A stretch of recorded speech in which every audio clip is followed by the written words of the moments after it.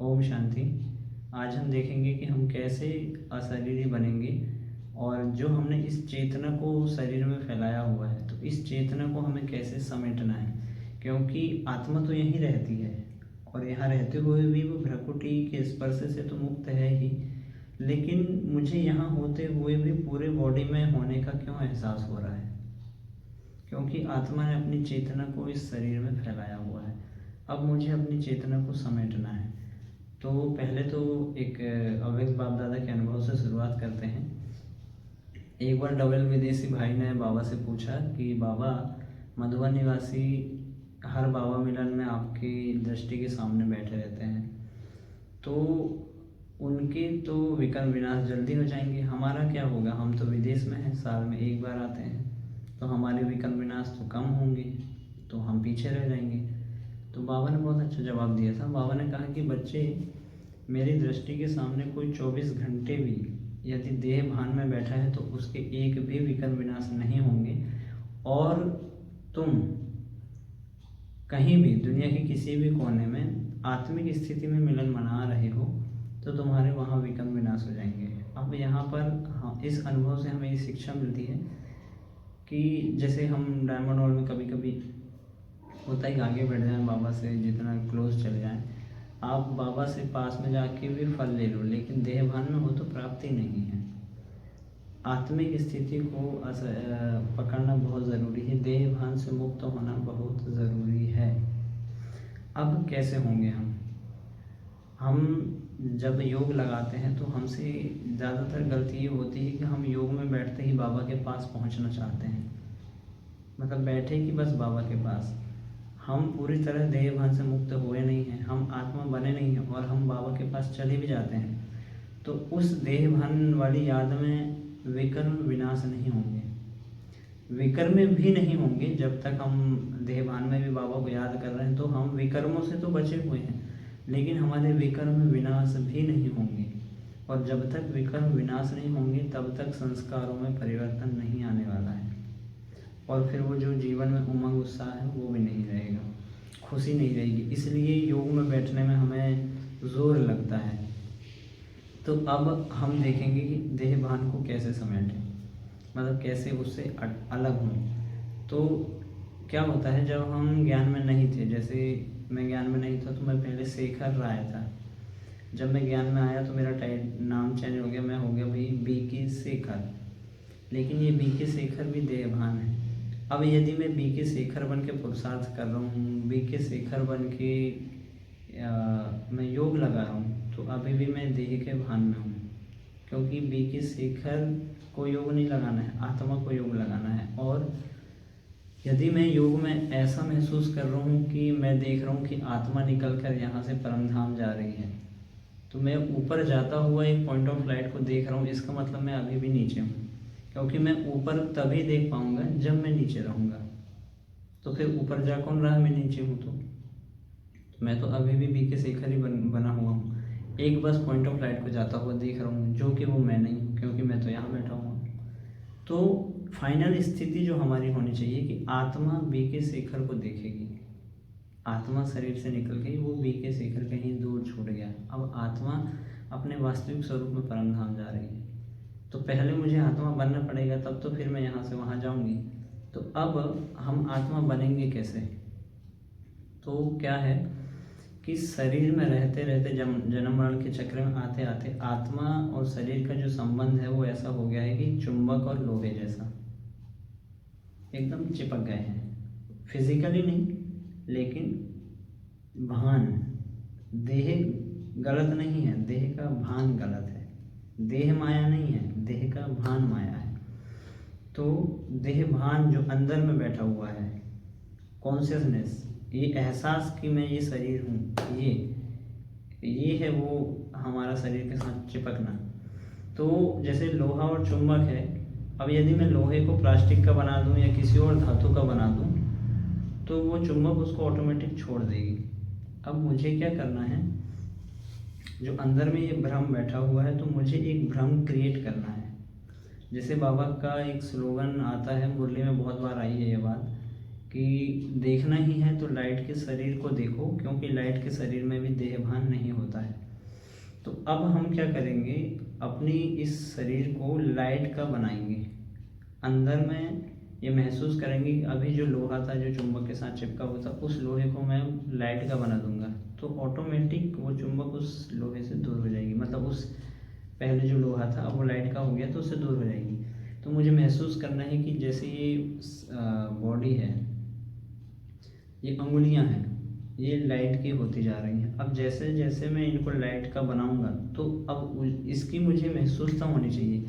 तो जब ये लाइट की बन जाएंगी तो इनमें ये जो ठोस है कि ये जो हड्डी मांस है ये ख़त्म हो जाएगा। यहाँ पर ये लाइट का बन गया, जैसे ट्यूबलाइट सफ़ेद होती है वैसे ये सफ़ेद ट्यूबलाइट जैसा हो गया है। अब ये लाइट है, इससे प्रकाश निकल रहा है, तो इसमें कोई जान नहीं है, ये एकदम शून्य हो गया है, इसमें कोई ठोस वो नहीं रहा है, एकदम हल्का। मतलब अभी जैसे पंखा चल रहा है तो पंखा की हवा इसको टच कर रही है, लेकिन जब ये लाइट की उंगलियां बन जाएंगी तो पंखे की हवा का मुझे स्पर्श होने का एहसास नहीं होगा। मतलब ऐसा फील होना चाहिए, ऐसा महसूस करना है कि उंगलियां होते हुए भी उंगलियां नहीं हैं। तो जैसे ही मैं इसको लाइट का बनाते जाऊंगा धीरे धीरे मेरी चेतना यहाँ से निकलने लगेगी।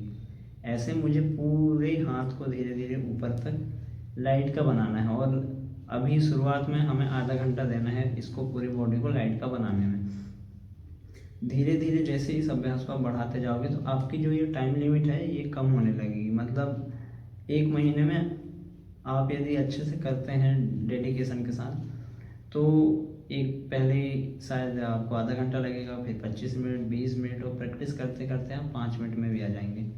तो शुरुआत में जितना टाइम दे के कंप्लीट महसूसता के साथ करेंगे तो आपको रिज़ल्ट मिलेगी।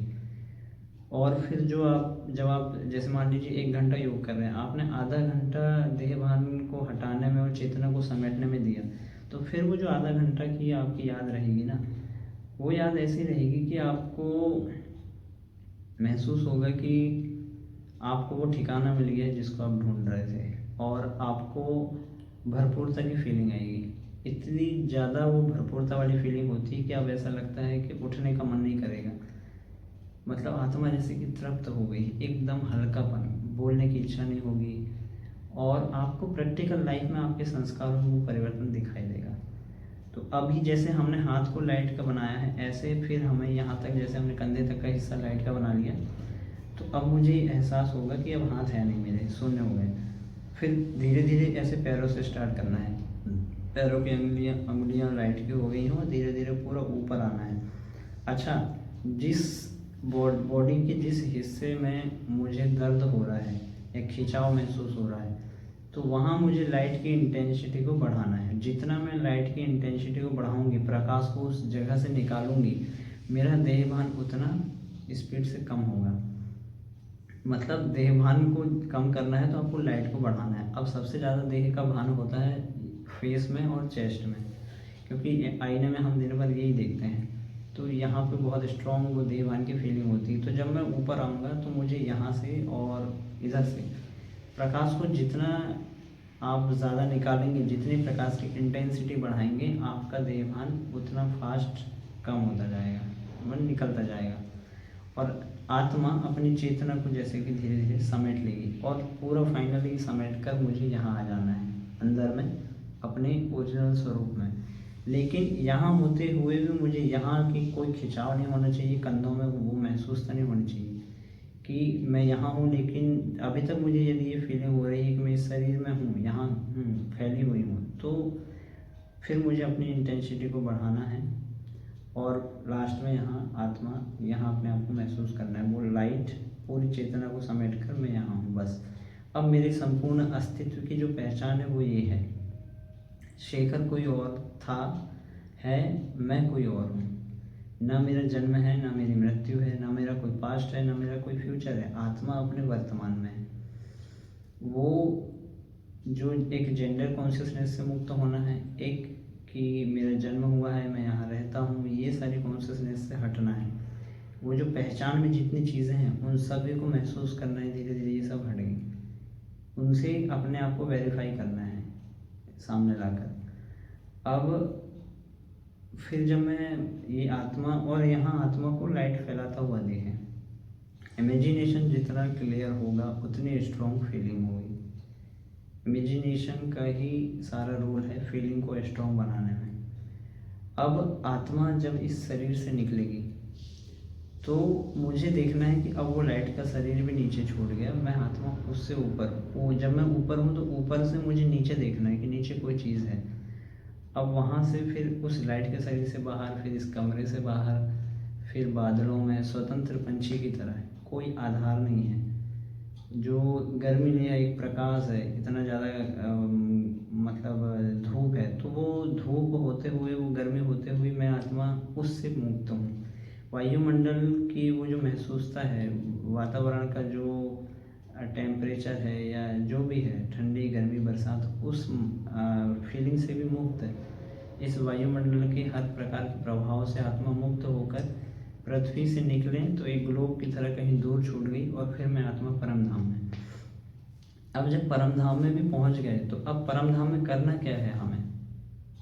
परम धाम में तो पहुंच गए, अब यदि आपको ये नहीं पता है कि परम धाम में करना क्या है तो आप आधा घंटा 1 घंटा परम धाम में कैसे बिताएंगे और फिर वापस नीचे आ जाओगे। तो अब परम धाम में सबसे पहले तो मुझे शिव बाबा की उपस्थिति का पूरा एहसास होना चाहिए। वो कैसे करना है कि सिर्फ एक प्रतीकात्मक रूप में हमें ये नहीं देखना है कि बाबा भी पॉइंट ऑफ लाइट और ऐसे प्रकाश फैलाते हुए, विज़न तो होना चाहिए क्लियर, लेकिन वहाँ पर उनकी उपस्थिति कैसे महसूस होगी कि मुझे अनुभव करना है कि मैं बाबा को देख रही हूँ आत्मा और बाबा मुझे देख रहे हैं, मैं बाबा को निहार रही हूँ, बाबा मुझे निहार रहे हैं। अब जब बाबा मुझे निहार रहे हैं तो बाबा के अंदर के उस एहसास को पढ़ना है कि वो क्या सोच रहा होगा, मतलब उसके अंदर मेरे प्रति क्या फीलिंग्स होंगी, किस भाव से मुझे वो निहार रहा है। जैसे आप किसी को याद करते हो ना तो आप यही देखते हो कि वो मेरे बारे में ये सोच रहा होगा, वो उसके अंदर में क्या चल रहा होगा। तो बाबा के जब उस भाव को आप पढ़ने की कोशिश करेंगे तो आप बाबा के प्रेम में जैसे कि बंध जाएंगे। और यहाँ पर जब प्रेम प्रकट होगा तो जहाँ प्रेम होता है वहाँ पर एकाग्रता आ जाती है, एकदम आप एकाग्र हो जाएंगे, बाबा के साथ चिपक जाएंगे। बाबा और मैं दो, तीसरा ना कोई। अब ये हो गया बाबा की उपस्थिति का एहसास कि वो भी है, मैं भी हूँ। अब कोई एक चीज़ उठा लें, जैसे पवित्रता है, शांति है, शक्ति है, आनंद है, कोई भी चीज़ आप उठा लें। जैसे पवित्रता के लिए आप योग कर रहे हो कि बाबा पवित्रता का सागर, मैं आत्मा पवित्र स्वरूप। अब बाबा से वो जो पवित्रता की वाइब्रेशन, वो एनर्जी है, वो मुझे मांगना नहीं है। आप अपने पिता के सामने बैठे हो, इतने समय बाद मिल रहे हो, तो वो आपको भरपूर करना चाह रहा है, बस आप उसको एक्सेप्ट कर रहे हो, बैठे हुए हो, एक्सेप्टेंस हो रही है। अब जैसे वहाँ पर आत्मा में मन, बुद्धि, संस्कार है, बुद्धि को इमर्ज कीजिए, बुद्धि का आवाहन कीजिए, दिव्य बुद्धि का आवाहन कीजिए। तो बाबा के सामने जैसे कि दिव्य बुद्धि बैठी हुई है, मिलन मना रही है, ऐसा एहसास करना है कि दिव्य बुद्धि को इमर्ज किए हो आपने। अब बाबा से जब बुद्धि में वो जो पवित्रता आएगी तो बुद्धि एकदम स्वच्छ होगी, और स्वच्छ बुद्धि में ही ज्ञान की धारणा हो सकती है। तो स्वच्छ बुद्धि हो रही है, बुद्धि में जो आप परिवर्तन चाहते हो, प्रैक्टिकल लाइफ में आप जो परिवर्तन चाहते हो, उस परिवर्तन को होता हुआ महसूस करें कि जब आत्मा की बुद्धि पवित्र हो रही तो वो बुद्धि कैसी होगी। वो जो बाबा में और आप में पवित्रता का एक डिफरेंस था, जैसे कि वो डिफरेंस धीरे धीरे कम होता जा रहा है, आप अपनी उस पवित्रता को अचीव कर रहे हो। आपका कोई पास्ट नहीं है, कोई फ्यूचर नहीं है, आप वर्तमान में हो। अब जैसे मन, तो मन शक्तिशाली है, संस्कार में वो दिव्यता को महसूस करें। वो जो आपको पहले अपनी इम्प्योरिटी फील होती होगी तो वो जैसे कि ख़त्म हो गई है, उससे मुक्त स्थिति का मुझे एहसास करना है, अपनी कमियों से मुक्त स्थिति का मुझे वहाँ एहसास करना है। और जैसे कोई भूखा हो और बहुत दिनों से खाना ना खाया हो, तो कैसे जब उसको खाना मिलता है तो वो एक कि मेरा पेट भर गया है, वो भरपूरता की फीलिंग। तो आत्मा को वहाँ अपनी उस भरपूरता को महसूस करना है और जैसे जैसे आत्मा की पवित्रता बढ़ रही है, विकर्म विनाश हो रहे हैं, तो वो प्रकाश का जो ऑरा है वो बढ़ता जा रहा है, फैलता जा रहा है पूरे ब्रह्मांड में। तो इस विज़न को भी बनाना है। इससे क्या होगा, वो जो पवित्रता की फीलिंग है वो बहुत स्ट्रॉन्ग होती जाएगी और आपको एक अपने प्रकाश का ऑरा बढ़ता हुआ महसूस होगा। तो ऐसे मुझे योग लगाना है। जब आप ऐसी स्थिति बनाकर बाबा के पास बैठते हैं, योग लगाते हैं, तो आपको फिर परिवर्तन दिखाई देगा, प्राप्ति दिखाई देगी। ओम शांति।